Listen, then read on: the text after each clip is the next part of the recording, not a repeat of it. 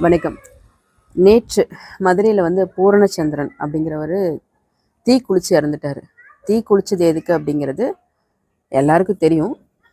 இருந்தாலும் சொல்கிறேன். திருப்பரங்குன்றம் மலை மீது தீபத்தூணில் தீபம் ஏற்றாமல் இப்படி அரசு எங்களை புறக்கணிக்குது.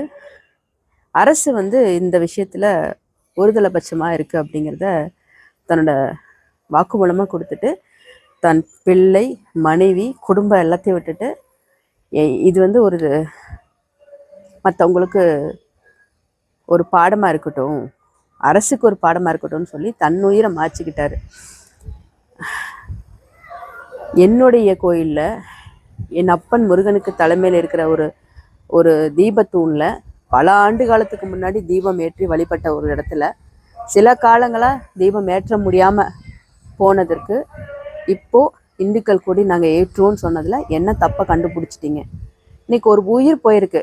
அது அவர் இந்த இந்திய மண்ணில் இந்துக்களுக்காக கொடுத்த உயிரா, இன்னொரு சுதந்திரம் கிடைக்கணும் அப்படின்னு கொடுத்த உயிரா நாங்கள்லாம் நினைக்கிறோம். அவர் ஆன்மா சாந்தி அடிக்கணும். ஆனால் அவர் குழந்தைங்களையும் அவர் மனைவி குடும்பத்தை விட்டுட்டு போனப்போ அவர் அண்ணன் கதறி அழுததை பார்த்தா இவர் இன்னும் கொஞ்சம் போராடி இருக்கலாம், ஏன் இந்த உயிரை மாச்சார் அப்படிங்கிற மாதிரி வேதனையாக இருக்குது. சொல்ல முடியல. அந்த மனுஷனுக்கு என்ன தோணி இருந்தால் இதை செஞ்சுருப்பாரு.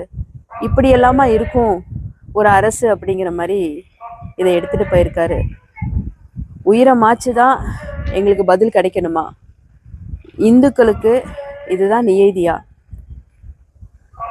ஒரு தலைப்பட்சமாக நடந்துக்கிற அரசு இதுக்கு பதில் சொல்லணும்.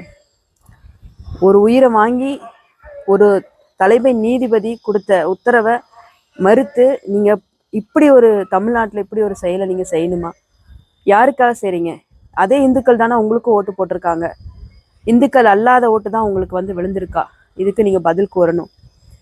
எங்கள் உரிமையை நாங்கள் இப்படி உயிரை மாச்சும் போராடின்னு தான் வாங்கணுமா? இதுக்கு பதில் சொல்லுங்கள்.